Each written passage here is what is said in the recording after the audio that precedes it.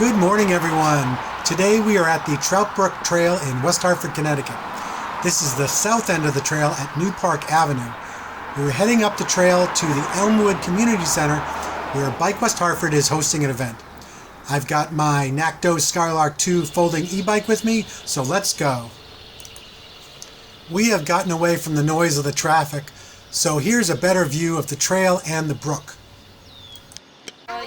We have arrived at the event. Let's give a huge shout out and thank you to Bike West Hartford, Connecticut Department of Transportation, and the Capital Region Council of Governments for sponsoring this pop-up event. They are fitting adults and children for bicycle helmets, plus they had Dunkin' Donuts coffee. Here in Connecticut, we love our Dunkin'.